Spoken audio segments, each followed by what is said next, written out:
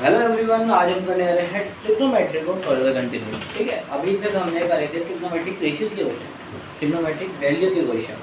आई तक गौरव समझा, कुछ फॉर्मेट समझे बेसिक। ठीक है, अब हम ट्रिग्नोमेट्री के एप्लीकेशन को लास्ट टाइम जो हमने एंड में शुरू करा था बट उसको कंटिन्यू कर नहीं पाए थे, तो अब हम उसको कंटिन्यू करेंगे। ठीक है, तो उस टॉपिक को कंटिन्यू करके हम इस चैप्टर को थोड़ा सा और एंड की तरफ बढ़ाएंगे। ठीक है, करना। अच्छा, उसको करने से पहले मैं आपको कुछ और चीज़ें बताऊंगा। जैसे कि मैंने देखा पिछले कई क्वेश्चन में, तो ट्रिग्नोमेट्रिक वैल्यू को ही मैं आपको दिखाऊंगा कि उसमें कई जगह ना वैल्यू ना देकर आप बच्चों को दे रखा है पाई। पाई से रिलेटेड चीज़ें दे रखी है। क्या दे रखी है? पाई। कि पाई दे रखा है, पाई बाई 2, पाई बाई 2। बच्चों को पता ही नहीं होता ये पाई होता क्या है। ठीक है, तो बेटा पाई का मतलब और कुछ नहीं, पाई का मतलब और कुछ नहीं बल्कि क्या होता है, पाई का मतलब और कुछ नहीं बल्कि होता है 180। क्या होता है? 180। ये बेटा अगर कहीं आपको पाई बाई 2 दिख जाए तो उसका मतलब पाई का आधा कितना होता है? 90। ठीक है। अच्छा, कहीं आपको पाई बाई 3 दिख जाए तो क्या होगा बेटा? 60 डिग्री। कहीं आपको पाई बाई 4 दिख जाए तो उसका मतलब क्या होगा? कितना होगा बेटा? हाँ, उसका आधा 90, 90 का आधा 45। ठीक है, बात समझ में आई? ठीक है, इसके अलावा आपको पाई बाई 6 देखने को मिल सकता है। पाई बाई 3 इधर है, पाई बाई 6 कितना होगा? 30। ठीक है, दूसरा आपको देखने को मिल सकता है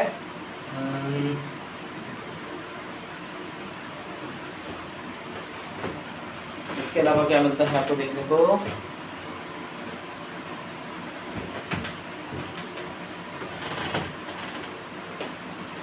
हाँ 3 ये देखने को मिलेगा आपको।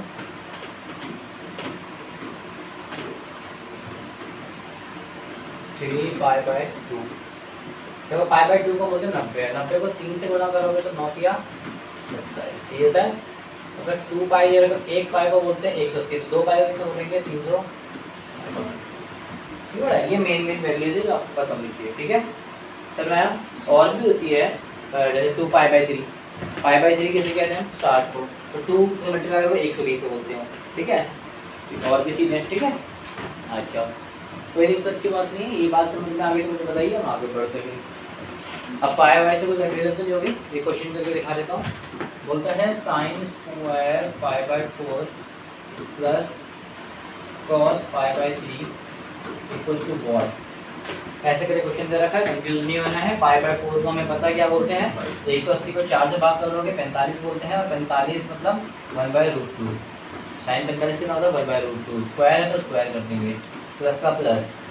कॉस पाई बाई 3 मतलब 60, और कॉस 60 क्या होता है? भारत का बच्चा 1/2 के नाम से जानता है। ठीक है, तो 1 का स्क्वायर 1 होगा, √2 का स्क्वायर रूट खुल जाता है स्क्वायर से, 1/2 का 1/2 हो जाएगा। कितना आ जाएगा? ऐसे आधा और आधा एक होता है, हमें पता है। ठीक है, बात समझ में आई? तो कंफ्यूज नहीं होना है, इस टाइप के क्वेश्चन को हम आराम से निपटा सकते हैं। बात समझ में आई? कोई परेशानी है? ठीक है,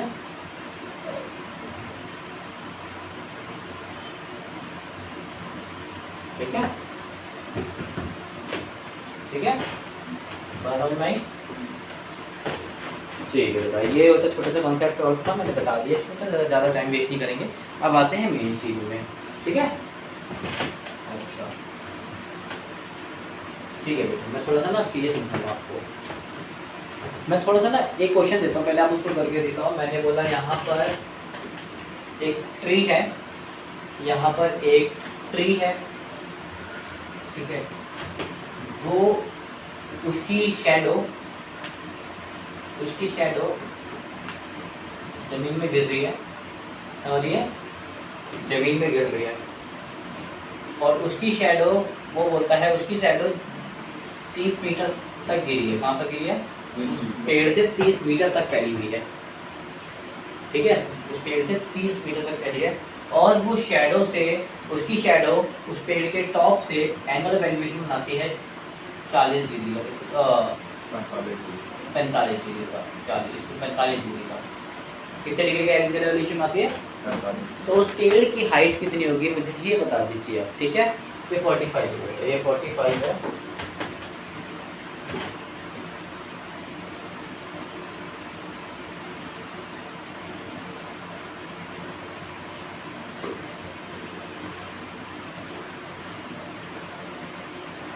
बता दीजिए मुझे कितना होगा, ठीक है, बताइए मुझे फटाफट कितना होगा।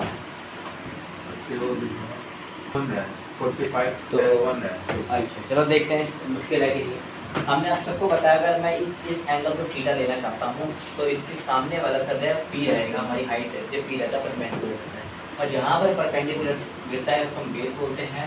इन दोनों के अलावा बाकी कुछ शायद हम एच नाम से जानते हैं। ये बात सत्य है, ठीक है। अच्छा हमारे पास वैल्यू है बी की गिवन और निकालनी हमें हाइट है, यानी कि इसकी पी निकालना है। तो हमें रिलेशन चाहिए पी और बी का, और पी और बी का रिलेशन है, बी और पी का उल्टा भी कर सकते हो, कोई इशू नहीं है, ठीक है। पी और बी का रिलेशन किससे होता है हम सबको पता है, टेन थीटा से होता है, टेन थीटा से। और थीटा भी क्यों लिखूँ मैं, थीटा पे ले रखा है 45 और टेन 45 लिखूँ ना डायरेक्ट, तो टेन 45 से, ठीक है। और टेन 45 की वैल्यू 1 होती है, तो ये हो जाएगा पी, हो जाएगा बी।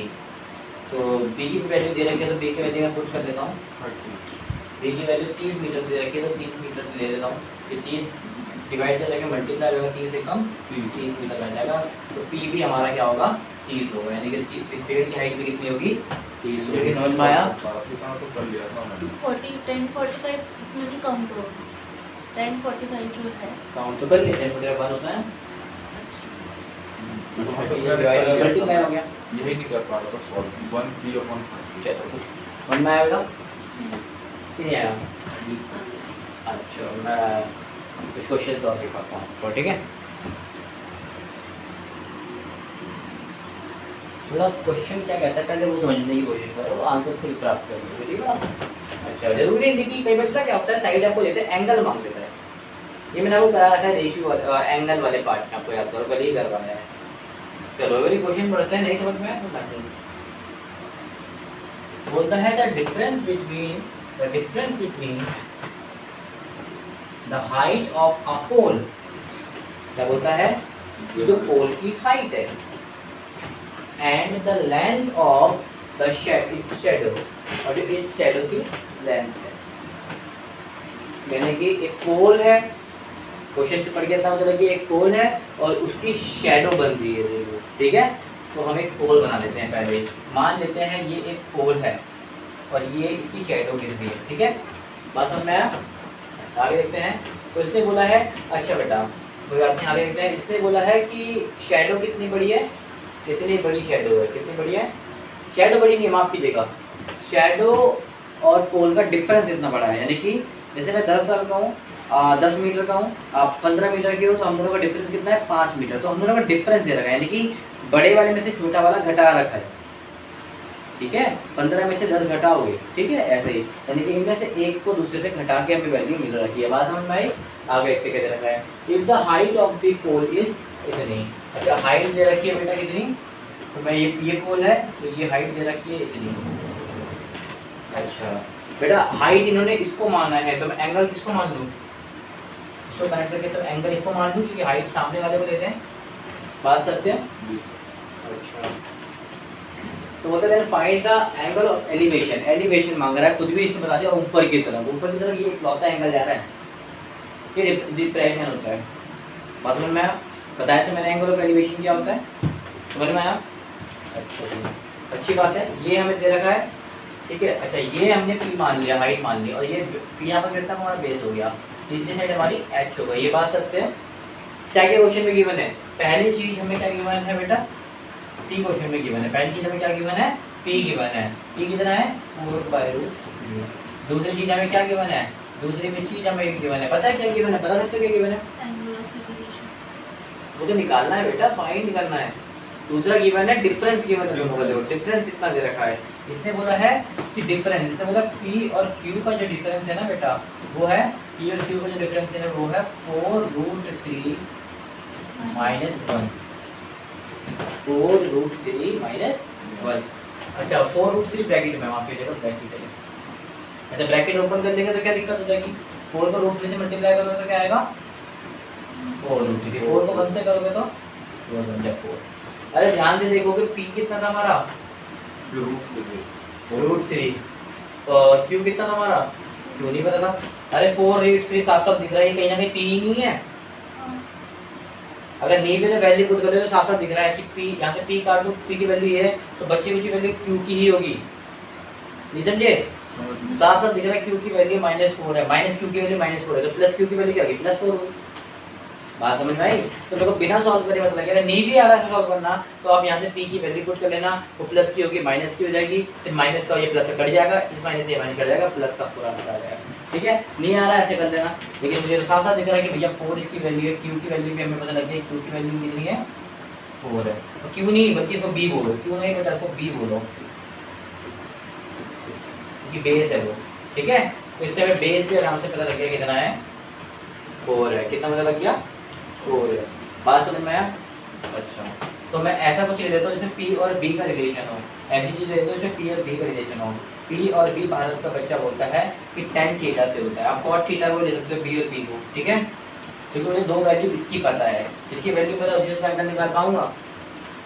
ठीक है, इसमें थीटा की वैल्यू निकालो तो थीटा को थीटा रहने देता हूँ। t के ऑप्शन में कितना गिवन है 4/√3 अपॉन का पॉइंट, ये कितना गिवन है 4 गिवन है। बात समझ में आई? इस 4 से ये 4 कट गया तो tan थीटा की वैल्यू क्या आ गई है √3। बात समझ में आई कि नहीं आई? आ गई। tan थीटा √3 की वैल्यू कब देता है tan 60 में देता है। कितने में देता है tan 60 डिग्री में देता है। तो ये tan से tan कट गया तो थीटा कितना बचा आपका 60 डिग्री। तो 60 डिग्री ही हमारा एंगल ऑफ एलिवेशन बनेगा। समझ में आया बेटा? पक्का आ गया हूँ? कोई दिक्कत? बड़ा ही सादा सिंपल क्वेश्चन था, आई होप समझ में भी एक सादे तरीके से ही आया होगा। कोई दिक्कत है? कोई परेशानी?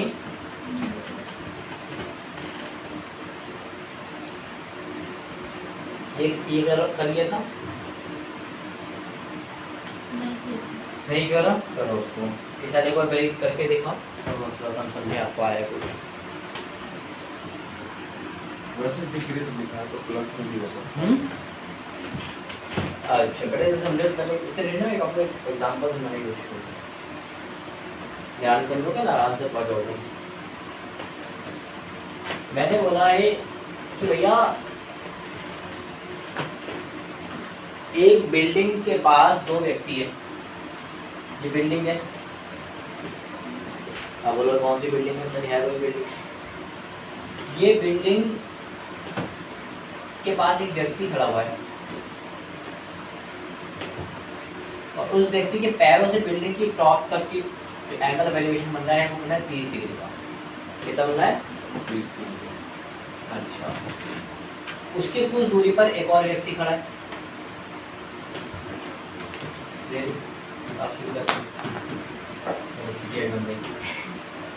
ठीक है, एक और व्यक्ति खड़ी है और थोड़ा सा मैं चेंजेस करना चाहूँगा। याद रखना बेटा जितना एंगल ऑफ एलिवेशन आप दूर लेके जाते हो उतना ही ये छोटा होता रहता है। आप पास लेकर आओगे तो हल्का रहेगा, टूटता रहेगा। आप ऐसे देखो जितना आप पास जाओगे उतना आप ऊपर देखते रहोगे ऊपर की आपको चोटी देखनी है, एक पहाड़ की चोटी देखनी है। जितना आप दूर होगे उतना जल्दी देख पाओगे, जितना पास जाओगे उतना आपको मुंडी ऊपर करनी पड़ेगी। तो एंगल ऑफ एलिवेशन जितना आप पास जाते हो उतना ही एंगल पे ज़्यादा होते हैं। डायग्राम बनाने के तरीके याद रखना, दो एंगल रखे हैं 60 और 30। तो बेसिकली हमें पता चल जाएगा आगे वाला हमेशा ज़्यादा होता है तो 60 यही होगा। ठीक है, ये डायग्राम बनाने में हेल्प कर रहा हूँ आपकी मैं। ठीक है, और ऊपर उल्टा होता है, ऊपर उल्टा होता है। ऊपर जितना पास होगा उतना नीचे करोगे, और ऐसे पास भी करो, जितना दूर होगा तो उनके पास नहीं होगा। ठीक है, अलग होता है। बात समझ में? क्वेश्चन में बोला है इन दोनों व्यक्ति के बीच की दूरी 5 मीटर की है। इन दोनों की व्यक्ति की दूरी कितनी है? 5 मीटर की है। कितने दूर में व्यक्ति दोनों आपस में एक दूसरे से 5 मीटर की दूरी में है। तो वो जाना जाता है इस बिल्डिंग की हाइट कितनी होगी। भाई साहब ये क्या पूछ लिया बेटा? ध्यान से देखोगे कॉन्सेप्ट वही है, कार्य वही है, बस दिमाग कहाँ से आप करती है, थोड़ी आधी वैल्यू दी है, पूरी दी होती तो मेरा काम बन जाता। बेटा आधी वैल्यू दी, लेकिन एक एक्स्ट्रा चीज भी आपको मिली है, 2 एंगल मिले हैं, तो हम दोनों एंगल को अगर यूटिलाइज करें ना तो इस क्वेश्चन को भी अगर हम बना सकते हैं। समझ में आया? चलो मैं दोनों ट्रायंगल को तोड़ के बनाने की ट्राई करता हूँ। तो ध्यान से देखो, मैंने इसका आंसर ऐसे को सॉल्व करा। ठीक है, मैं मेरे को 2 ट्रायंगल दिख रहे हैं, एक तो दिख रहा है इस प्रकार का, जो दिख रहा है यहाँ पर 60 डिग्री। अच्छा, नहीं मेरे को इसकी वैल्यू पता है, ना ही मुझे इसकी वैल्यू पता है, तो मैं एक को मान लेता हूँ x और एक को मान लेता हूँ y। बात कोई दिक्कत तो नहीं है ना? तो x और y के रिलेशन कहाँ पर होता है? y और ये x इसमें कर लेते हैं। बेटा y हमेशा थीटा के सामने का p होता है, ये b होता है, p और b। y हमारा क्या है? p है, B और p की रिलेशन भारत का बच्चा जानता है कि tan थीटा से tan रहता है, थीटा और tan 60 ले रहा है, और tan 60 की वैल्यू होती है √3। ये डिवाइड या x से जाके मल्टीप्लाई हो जाता है, तो y की वैल्यू ऐसा प्राप्त हो जाएगी। बात समझ में आई? तो y आपको पता लग जाए, y x की किसी भी एक की वैल्यू निकाल दो ऐसे। ठीक है, समझ। सबसे पहले मैंने छोटे वाले को सॉल्व कर लिया, कोई दिक्कत है तो मुझे बताइए, चाहे आपको यहाँ की वैल्यू पता हो चाहे यहाँ की वैल्यू पता लगे, कोई सी भी निकाल सकते हो। ठीक है, बात समझ में? पहली वैल्यू मैंने कैसे फाइंड करी? ठीक है, अब मैं दूसरा ट्रायंगल यूज करता हूँ, बड़े वाले ट्रायंगल को। आप बोलोगे इतना टाइम नहीं होता मेरे भाई, बेटा मैं समझा रहा हूँ, वरना 1 मिनट का गिनती का 30 सेकंड का क्वेश्चन है, 3 से 40 सेकंड का। ठीक है, समझाने में टाइम लग रहा है, क्योंकि देखो कैलकुलेशन कुछ है ही नहीं, ये कैलकुलेशन है, और रफ में करेंगे तो प्रेजेंटेशन थोड़ी ना देंगे, रफ में डायरेक्ट सॉल्व करेंगे, मन में सॉल्व करने भैया 60 है √3 मल्टीप्लाई हो जाएगा, तो y की वैल्यू डायरेक्ट लिखेंगे, हम डायरेक्ट जितना लिखेंगे उतना सब करेंगे, डायग्राम बनाएंगे, ये लिखेंगे। ठीक है, अच्छा अब मैंने बड़ा वाला बना लिया। बड़े वाले की जो नीचे की साइड है ना बेटा, आधी आधी है, ये है 5 और ये है कितना था x, तो पूरी साइड कितनी हो जाएगी? 5 ये हो जाएगी, और ये कितनी हो जाएगी? ये तो p का p रहेगा, फिर वही है, ये p है, ये b था, p और b, और ये वैल्यू y रहेगी जो मान लीजिए। ठीक है, थीटा इस वाली 30 है। बात समझ में आई? ये किसी को दिक्कत? अच्छा, इस बार में दोबारा p और b का रिलेशन किससे होगा? tan 30 से। ना आगे tan 30 है कि p कितना है? y अपन b कितना है? x + 5। अच्छा, tan 30 की वैल्यू कितनी होती है? 1/√3 और y का y, x + 5 का +5। ठीक है, x + 5 को इधर जाएगा तो मल्टीप्लाई हो जाएगा, ये इधर मल्टीप्लाई हो जाएगा, तो x + 5 बन जा 1 से कितने और मल्टीप्लाई करोगे कुछ फर्क नहीं पड़ता, y को इससे करोगे तो √3y। बात समझ में आई? तो मेरे पास यहाँ पर y की वैल्यू थी, तो y की वैल्यू कितनी थी? √3x। कितनी थी? यहाँ पर मैं y की वैल्यू पुट कर दूंगा +5 = √3। कोई दिक्कत तो नहीं है? y की जगह मैंने √3 लिख दिया। ठीक है बेटा, कोई दिक्कत तो नहीं है? अच्छा,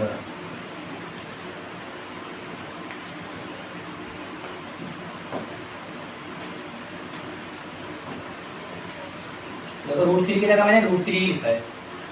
y की वैल्यू क्या थी? y की वैल्यू देखोगे यहाँ पर y की वैल्यू क्या है? √3x। तो y की जगह मैंने बस लिख दिया है √3। तो कोई दिक्कत तो नहीं है ना? मैंने कुछ भी चेंजेस तो नहीं करा, लो देख लो, 3 को √3 से मल्टीप्लाई करो तो रूट खुल जाता है, ये हो जाएगा x + का 5, और ये कितना हो जाएगा? रूट को रूट से मल्टीप्लाई करो तो खुल जाएगा, तो बचेगा 3x। ये 3x प्लस का क्या हो जाएगा? ये फिर x को इधर बुला दो, तो 5 का 5, 3x में से 1x प्लस का जब माइनस हो गया तो कितना था? 2x। तो x की वैल्यू हो गई 5/। पास समझ में आई? पास समझ में आई? तो यहाँ से x की वैल्यू पता लगी 5/2। ठीक है, अच्छा ये मैंने एक थोड़ा सा काम उल्टा कर दिया मैंने, मुझे x की नहीं वैसे y की वैल्यू पता करनी थी, पर कोई बात नहीं, हमने x की कर ली तो वैसे कोई दिक्कत नहीं, लेकिन हम एक काम मैंने बढ़ा दिया आपका, कोई बात नहीं, अब कर लीजिए, मैं तुम्हें बता नहीं आने दूँगा, इसको इतना ही रहने देता हूँ। ठीक है, था √3 = y, हमें y की वैल्यू पता करनी थी ना,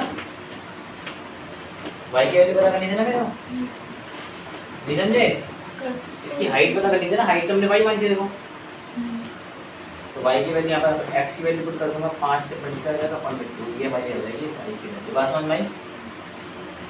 x की जगह मैंने इसकी वैल्यू पुट कर दी, x की वैल्यू क्या है? 5/2 और √3 का √3। समझ में आया? तो y की वैल्यू इतनी चल गई, ये बात कोई दिक्कत है तो। अच्छा, मैं एक चीज़ बताना भूल गया आपको बेटा, जब यहाँ पर हमें वैल्यू जिसकी निकालनी होती है ना, तो कोशिश करो उसके दूसरे वैल्यू की वैल्यू पुट करो। वैल्यू मुझे वाई की निकालनी थी, मैंने वैल्यू में वाई की पुट करी, मैंने गलती कर दी। अगर वैल्यू आपको वाई की चाहिए तो वैल्यू एक्स ही यहाँ पुट करो, उल्टा करेगा, ठीक है, क्योंकि मैंने ध्यान नहीं दिया, ठीक है। अच्छा इसको नोट करो और नोट करो फिर समझो, फिर दिक्कत है मुझे बताओ। इसी टाइप का एक क्वेश्चन हम आपको देते हैं। मैंने बोला है यहाँ पर एक बिल्डिंग है और यहाँ पर एक टावर है, यहाँ पर एक बिल्डिंग है, यहाँ पर एक टावर है, ठीक है। तो मैं अच्छा ये जो बिल्डिंग है, ये बिल्डिंग क्या है, बिल्डिंग है और ये टावर है, बात समझ में? अच्छा ये जो बिल्डिंग है वो है 10 मीटर की, कितने मीटर की है?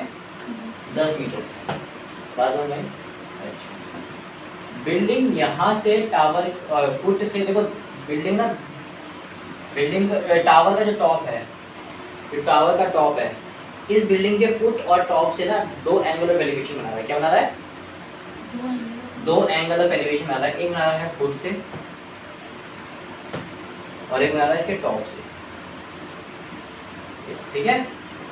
अच्छा एंगल ऑफ एलिवेशन बना रहा है, क्या बना रहा है? ठीक है। अच्छा तो इसके लिए मैं क्या करता हूँ, देखो रफली डायग्राम, क्योंकि हमें तो पता नहीं है, हम जब भी एंगल ऑफ एलिवेशन बनाते हैं थोड़ा सा डायग्राम हमें डेकोरेट करना पड़ेगा।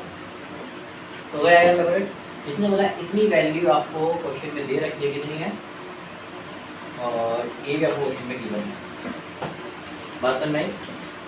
ये दोनों वैल्यू आपको क्वेश्चन में गिवन है, ठीक है। ये दे रखी है 30, ये दे रखी है 45, क्या दे रखी है? 30 से 45। मैं जानना चाहता हूँ ये बिल्डिंग इस टावर से कितनी दूरी पर है, ये बिल्डिंग इस टावर से कितनी दूरी पर है, बता सकते हो? चलो पहले ये जानना है कि ये बिल्डिंग और टावर की दूरी कितनी है। दूसरी चीज मैं जानना चाहता हूँ टावर की हाइट, कि टावर की हाइट क्या है। पहले इनके बीच में जो डिस्टेंस है वो मुझे पता लगाना है, और टावर की हाइट मुझे पता लगानी है। पता लगाइए। तो पहले वाले में तो एक ही चीज तो दे रखी है, कोई दिक्कत नहीं, इसमें भी तो हमें कुछ नहीं दिया था, देखो इसमें तो हमें कुछ भी नहीं दिया था। इधर ट्रायंगल में क्या दिया था हमें? हमें कुछ मिला था ट्रायंगल में, दोनों को ही तो हमने माना था, इसमें भी नहीं दिया। तो देखो मैंने एक ट्रायंगल मुझे ये मिल गया, मैंने इसको यहाँ बना लिया। क्या क्या दिया था? बस ये दिया मुझे चीज़, और तो दिया इसने नहीं दिया। तो हाँ ठीक है। अरे भैया मैं जानना चाहता हूँ ये इतना 10 है तो ये भी 10 होगा। अगर ये मैंने x माना है तो ये भी क्या होगा? x ही होगा ना मेरे भाई, नहीं समझे? देख रेक्टेंगल बनना है, ध्यान से देखोगे तो ये, ठीक है बेटा, बात समझ में? अच्छा अब ध्यान करने क्या, नोन वैल्यू को पता क्या है हमें, वही इतनी पता है। आप बोलोगे इतना इतना मुझे पता है 10 है। दूसरी चीज मुझे कुछ पता है, हाँ ये 2 एंगल पता है, ये नोन थे। अननोन के जो अभी निकालने हैं, क्या निकालने हैं बेटा? डिस्टेंस निकालना है कि इस टावर और इस बिल्डिंग के बीच में डिस्टेंस कितना है, यानी कि ये, और ये हम क्वेश्चन में गिवन है x है, ये हमने x मान लिया। इसको क्या मान लिया है? x। एक तो हमें निकालना है x को, और दूसरा हमें पता लगाना है हाइट। हाइट कितनी है बेटा? ये पूरी, ये पूरी है, पूरी तो हमें पता है, इतनी पता है हमें 10 है, तो इतने को y मान लेते हैं। तो पूरी हाइट कितनी होगी? y + 10, ज़्यादा नहीं बेटा, y + 10 होगी। बट समझ में? क्वेश्चन को समझो। बात करते हैं ट्रिग्नोमेट्री की, तो थोड़ी सी हमारी आंखें चौकन्नी हो जानी चाहिए। ट्रिगो मतलब ट्रायंगल, ट्रायंगल्स को खोजो, ठीक है। एक ट्रायंगल ये बन रहा है, दूसरा ये बड़ा वाला बन रहा है। तो बड़े वाले में ये एंगल बन रहा है 45 का, ध्यान से देखो तो। नीचे वाला वही x है बीवी, ऊपर वाला बड़ा बन गया, देखो ऊपर वाला बड़ा बन गया, y + 10 बन गया इसको, ये वाला आपका बड़ा बन गया। और इसमें क्या था? इसमें बस y और x था, यही था। छोटे वाले में देखो x और y था, बड़े वाले में x y आपका बड़ा हो गया, y + 10 हो गया। समझ में आया? इन दोनों ट्रायंगल को यूज करते हैं, देखते हैं इन दोनों ट्रायंगल को यूज करते हैं, इन दोनों ट्रायंगल को यूज करते हैं। कैसे करोगे? ध्यान से देखो, एक अलग कलर से लूंगा ताकि आपको ज्यादा क्लियर हो, ठीक है बेटा, ध्यान से देखना। ये दोनों की फाइंड, इससे कोई मतलब है? थीटा के सामने वाला p, ये हमारा हो गया b, p और b tan थीटा, tan 30 कितना हो जाएगा? p कितना है? y, b कितना है? f। बात समझ में? tan थीटा होता है 1/2 √3, ये हो जाएगा y, ये हो जाएगा x, तो ये x बन जाएगा x। सॉल्व कर पा रहा हूं मैं। ये भाई आप देख लो थोड़ा और क्लियर हो जाएगा, ठीक है। ये बात क्लियर हुई? मेरा ना यहीं तक हो पा रहा है। अच्छा यहाँ तक हो गया? नहीं ये वाला भी, ये लास्ट वाला x = y, ये वाला नहीं कर पा रहा। ये नहीं कर पा रहा? ये भाई क्रॉस मल्टीप्लाई हो गया ना, ये डिवाइड का नंबर इधर मल्टीप्लाई, ये डिवाइड का इधर मल्टीप्लाई, क्रॉस का मल्टीप्लाई होता है, नीचे का नंबर ऊपर जाता है, ऊपर का नंबर नीचे आता है, ये तो होता है। वही तो मैंने करा है, x को इधर भेजते देखो, डिवाइड का मल्टीप्लाई, ये डिवाइड का इधर मल्टीप्लाई, दैट्स इट, ठीक है। अच्छा जी, और देख लेते हैं, देन ये देखते हैं भाई, इसको और मल्टीप्लाई 1045 को देख लेते हैं। 1045 सेम वही है, p क्या होता है सामने वाला p कितना है, y + 10 है, p देख लो y + 10 है, पर ध्यान से देखो ना गड़बड़ा जाओ, b कितना है, b x है। बात समझ में आई? 1045 का होगा 1, वैल्यू 1। इधर देखो 1045 को 1 होगा, तो 1 को मैं डायरेक्ट इधर भेज दूँ, कोई दिक्कत तो नहीं है, x बन जाएगा x ही होना है, ये हो जाएगा y + 10। ये बात समझ में आई? अब मुझे निकालना क्या है, मुझे x भी निकालना है, y भी निकालना है, तो आप किसी को भी पुट कर लो, कोई दिक्कत नहीं, दोनों ही आपको निकालना है। अगर मुझे x निकालना होता, केवल इन दोनों के बीच में डिस्टेंस निकालना होता, तो मैं केवल y की वैल्यू पुट करता। अगर मुझे y निकालना होता तो मैं x की वैल्यू पुट करता, लेकिन दोनों ही निकालना तो किसी भी कर लो, कोई दिक्कत की बात नहीं है। तो मैं इसको ऐसे रहने दूंगा, y की वैल्यू x की वैल्यू क्या है, y√3, तो मैं x की जगह मैं क्या लिखूं यहाँ पर, y√3। बात समझ में आई बेटा? ये प्लस का y जाके क्या हो गया, इसमें कोई दिक्कत है मुझे बता दो प्लीज, आप कर नहीं पा रहे हो कि है कोई दिक्कत? पहले को सॉल्व करो, उससे वैल्यू निकलेगी, दूसरे को सॉल्व करोगे उससे इक्वेशन निकलेगी, वैल्यू को इक्वेशन है, पुट कर रहा हूँ, ये तो दोनों बस y दोनों में आ रहा है, y कॉमन ले लूंगा, जैसे ही y मैंने कॉमन लिया, इधर बचा √3 और इधर बचा 1, क्या बचा √3 और इधर बचा 1, ठीक है बेटा। उस तरफ क्या बचा आपका 10, क्या बचा 10। बात समझ में आई? अच्छा ये पूरा डिवाइड का उधर क्या हो जाएगा, मल्टीप्लाई, तो y की वैल्यू क्या आ गई 10/√3। बेटा क्वेश्चन में ना ऐसे आंसर बहुत कम दिए होते हैं, ज्यादातर आंसर ना रैशनलाइज करके दिए होते हैं, किसमें दिए होते हैं, और रैशनलाइज करना सबको आता है, नहीं आता सिखा देता हूँ। नीचे का जो नंबर होता है सेम वही नंबर ऊपर होता है मल्टीप्लाई में, और सेम नंबर वही होता है, माइनस का हो जाएगा प्लस, माइनस का क्या हो जाएगा, समझ में आया? और मुझे तो बस मल्टीप्लाई में चले जाता है ऊपर नीचे, समझ में आया? ये होता है रैशनलाइज, अगर यहाँ माइनस का प्लस प्लस, ठीक है। अच्छा ये देखोगे ध्यान से देखोगे, एक ब्रैकेट माइनस का एक ब्रैकेट प्लस का, एक ब्रैकेट माइनस का एक ब्रैकेट प्लस का, मतलब a² - b² फॉर्मूला है। तो a का स्क्वायर करोगे 3 का स्क्वायर करोगे तो क्या आएगा, √3 का स्क्वायर, 3 हो जाता है, रूट कट जाता है, और 1 का स्क्वायर करोगे 1 आएगा। इसको सॉल्व करोगे तो भाई ये तो ये जाएगा, सॉल्व नहीं कर सकते हो, है ना, इसको सॉल्व कर सकते हो भाई, कितना आएगा a² - b², एक √3 का स्क्वायर कितना होगा 3, 1 का स्क्वायर कितना होगा 1, तो 3 में से एक क्या कितना बचा 2, तो इसको मैं ना लिखूं कोई दिक्कत तो नहीं है, मैं डायरेक्ट लिख दिया कोई दिक्कत तो नहीं है। अबे 2 से कट जाएगा, कितना आएगा 5, तो बेटा फाइनल आंसर देखा होगा ना क्वेश्चन में, वो दे रखा होगा 5 ब्रैकेट में √3 प्लस का 1। आप बोलोगे भैया माइनस से प्लस कैसे बन गया, ये रैशनलाइज करके बना, कैसे बना बेटा, ये बात समझ में आई, मैंने कैसे करा, इसको बस रैशनलाइज करा, बात समझ में आई। तो ये वैल्यू मेरी निकल गई डिस्टेंस की, यानी कि y की इतनी निकल गई है, तो टोटल हाइट क्या होगी, इसमें 10 और प्लस कर देंगे, हाइट निकल जाएगी, बात समझ में आई। और x की से y की निकल जाएगी, x की निकाल देंगे, बात समझ में आई। हाँ आप पूछो कोई डाउट है तो।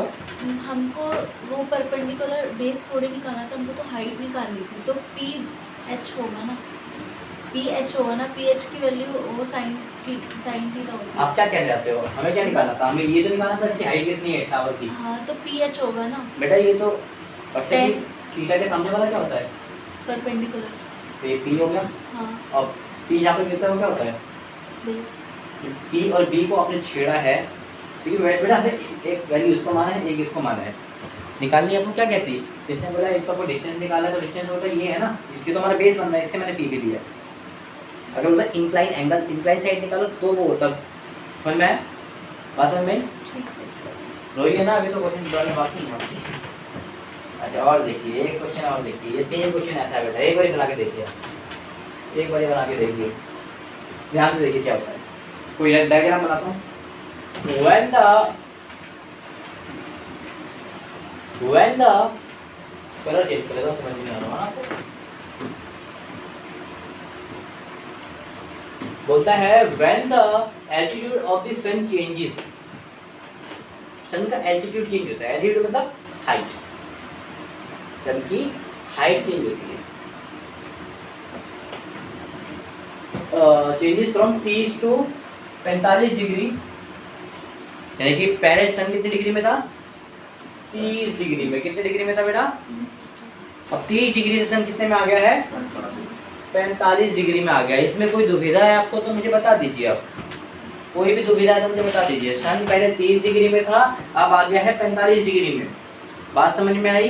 अच्छा, उसने बोला था length of the shadow of an electric pole on the level of ground. देखो खतरनाक लाइन बोल दी है, बड़ी खतरनाक चीजें बोल दी है। इसने बोला है the length of the shadow, यानी कि उसकी शैडो बन रही है, किसकी शैडो बन रही है, इलेक्ट्रिक पोल की शैडो बन रही है। तो एक इलेक्ट्रिक पोल बना देते हैं पहले तो, जो हमें देखो इकट्ठा करोगे ना, ये सारी चीजें इकट्ठा करने की कोशिश करोगे, पूरी रोटी एक बारी में नहीं खा सकते, खाने के लिए आपको तोड़ तोड़ के ही खाना पड़ेगा। तो बहुत सारी इसने बात बोल दी है, लेकिन एक एक करके लिखो उसको। उसने बोला है कि भैया इलेक्ट्रिक की शैडो है, देखो शैडो हमारी किसी में डिपेंड करती है, लाइट पे, ऊपर से गिरेगी शैडो बहुत ज़्यादा छोटी बन जाती है, जितनी नीचे जाएगी उतनी शैडो बड़ी होती रहती है, ठीक है। अच्छा, तो सूरज की रोशनी भी पोल की शैडो का काम कर रही है।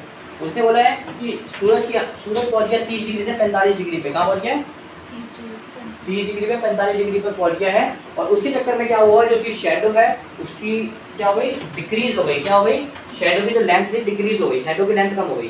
जाहिर सी बात है सूरज ऊपर जाएगा तो शैडो कम होगी, ठीक है। अच्छा, उसने बोला 20 सेंटीमीटर कम हो गई, कितनी कम हो गई, 20 सेंटीमीटर कम हो गई।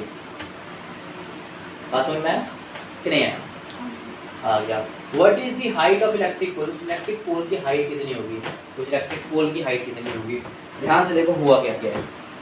पहले बोलता है एक सन है जिसने अपना एल्टीट्यूड चेंज करा है, सन है जिसने अपना एल्टीट्यूड चेंज करा है। सन मान लेते हैं यहाँ है, तो सन ने एल्टीट्यूड चेंज करा है फ्रॉम 30 डिग्री से 45 डिग्री में, कितना कर लिया, अभी मैंने आपको बताया जितना हम पास आते हैं उतना एंगल बढ़ जाता है। इसका मतलब पहले वो दूर था, जब तो छोटा था, जितना दूर होता तो कम होता ना, पहले 30 था, अब ये पास आ गया होगा, जरूर जरूर ये पास आया होगा जब भी बढ़ा है। ये बात समझ में आई बेटा। अब देखो इतना कम हो गया ना, एंगल बढ़ने के चक्कर में देखो सूरज जितना ऊपर जाएगा शैडो उतनी ज़्यादा कम हो जाएगी। अब शैडो कम होगी तो उसका एंगल बढ़ते रहेगा, और ऊपर जाएगा तो शैडो यहाँ तक पहुँच जाएगी, एंगल और बढ़ जाएगा। समझ में आया।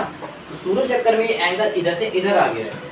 बात समझ में आई। क्वेश्चन है क्या बोला है, ये हमारा पोल है, ये हमारी हरकत हुई है, उसके चक्कर में क्या वो 20 कम हो गया है, यानी कि पहले अगर वो x था तो अब कितना हो गया, x - 20, यानी कि उसमें 20 का डिफरेंस आ गया है। डिफरेंस तो भाई मेरे हिसाब से यहाँ से इतना ही तो आया है, यही तो हमारा डिफरेंस आया है, यानी कि इसका डिफरेंस कितना है, 20। समझ में आया बेटा। मैंने बोला पहले मैं 18 साल का था, अब मैं 20 साल का हो गया, तो मेरा डिफरेंस कितना है, 2 साल का, ठीक है। समझ में आया। जो डिफरेंस आएगा वो इतना ही डिफरेंस आया है, पहले इतना बड़ा था वो इतना हो गया, इतना ही तो कम हुआ है वो। उससे वो जितना 20 कम हो गया तो मैंने इतना कम कर दिया, कि इतना कम हो जाए, इतनी की वैल्यू 20 है। मैंने कहा ये पुराने वाला कातरा नहीं रहा था और पूरा, अब निकाल के दिखा सकते हो मुझे इसको, फटाफट मुझे निकाल के दिखाइए इसको, जल्दी करिएगा, टाइम थोड़ा सा कम है। अच्छा ये कोई अगर इसको पी है तो उसको बी मान लो, ज़्यादा कंफ्यूजन नहीं होगी। एक्स वाई की जगह पी और बी मान लो।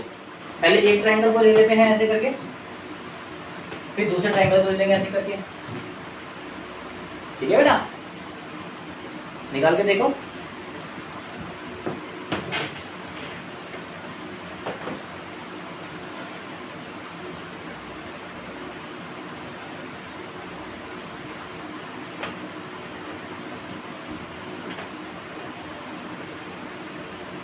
ठीक है, ये कितना था बेटा, 45 डिग्री। ये कितना था P, ये कितना था B, आ गया आ गया।